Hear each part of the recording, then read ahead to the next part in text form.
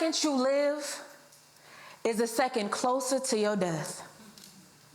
And dang, that's heavy, I know, I'm aware, but it's a fact for you to accept intentionally without discomfort or fear. Like, are you living the best life for you? And if you died at this moment, would you still be cool? With your last words, last actions, would God find your life to his satisfaction, to his glory?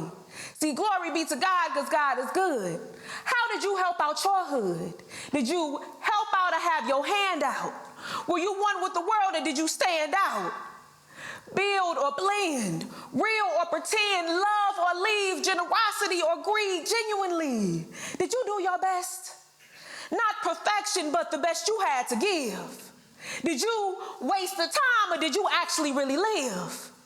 Philanthropy, restoration, see the world, travel, go on vacations, learn, knowledge is power, get your education, pay that forward too, pass along the information, create or clean up those messy situations, most of it's perspective, a little interpretation. Were you intentional with your relations, and if so, help create the kids a sturdy foundation? Determination, learn your self-identification, variation, show love like congratulations, move mindfully, you know we got that motivation. If not, I'd recommend reviewing a little revelation, but I'ma chill, I'll be forgetting, y'all not ready for that conversation. But I hope you guys are ready for all the conversations tonight, because TED Talk has put together a phenomenal lineup of amazing speakers for you all. And one of the things that I wanted to talk about today is seizing the moment. So that first poem was called Every Second, and it's important for you to take advantage of every second because you never know what's coming next in life. Around this time last year, the tornado heavily impacted St. Louis, and some people don't know there are still people suffering and displaced from that tornado, and there are still efforts. So if you feel led, please give time, resources to helping that endeavor. Because Toe Up Tuesday don't hit the same when your house is toe up.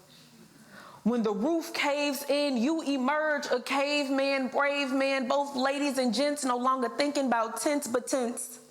Next week's rent, old money spent, house all bent, and that don't even put a dent in all of your thoughts. Angry and mad, more like hangry and sad, but who's to blame when it's Mother Nature's fault? So shout out to the community who immediately sent funds and donated, whose boots could be found already on the ground even when officials waited. And shout out to the community who hopped on the D-line and deployed, seen tree vines and field voids, organized and made noise. Shout out to the community who didn't wait around for Ameren, FEMA, or emergency when they were told not to self-deploy as if there was no need for urgency, but the urgency be from the people. See, the people are St. Louis's landmark. Ain't nobody just residing inside of the city for the St. Louis Arch, but for the culture. See, we, the people, are St. Louis's heart. And with that being said, that brings me to my final poem, where I want to talk about the resilience of our city. And that's basically what TEDxStLouis asked me to speak about when they asked me to be here today. But you know, when they first called me, I was like, Mama, I made it.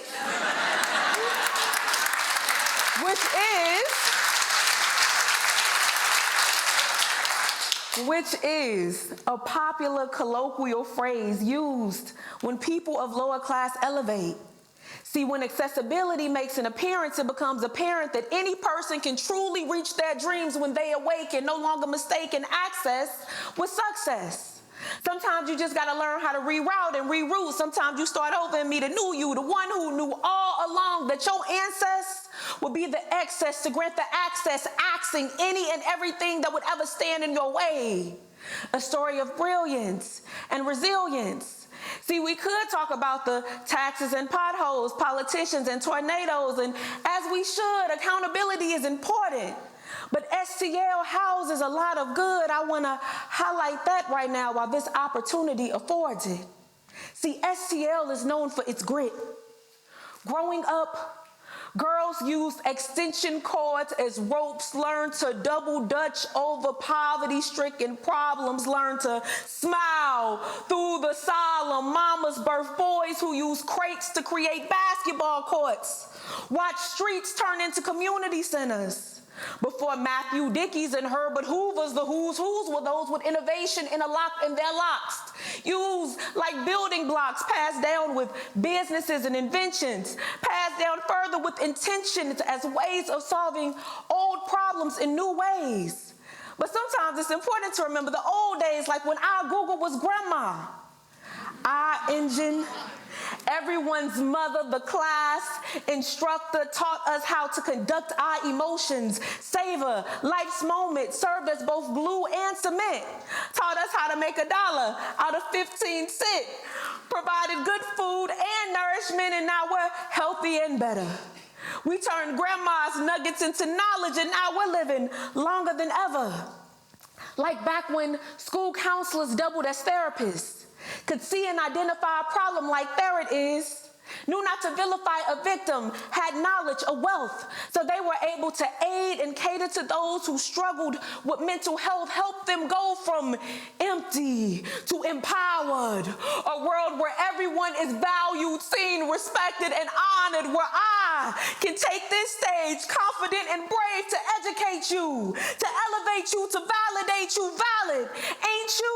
To tell you how going without will teach you how to go around, how being shushed will push you to amplify your sound, put more meaning behind your message, more movement behind your methods, cause you to be a better student and learner, call to action the stewards and earners, call out the ones in charge, like, yeah, you benefiting you, but what about the world at large? How can we get people to respect us as a city and know more about us than just the arch? Like our geospatial intelligence, worldwide technologies, entertainers, curators, medicine and biology, our bioinformatics, agriculture, sports, our comedy, economy, businesses of sorts, universities, programming, problem solving, uncertainties, our innovation, determination, our growth, our grit, how no matter what life throws at us as a city, we never quit, how it's made us unstoppable. Made us the epitome of TEDxStLouis' theme today by pushing us to the edge of possible. Thank you.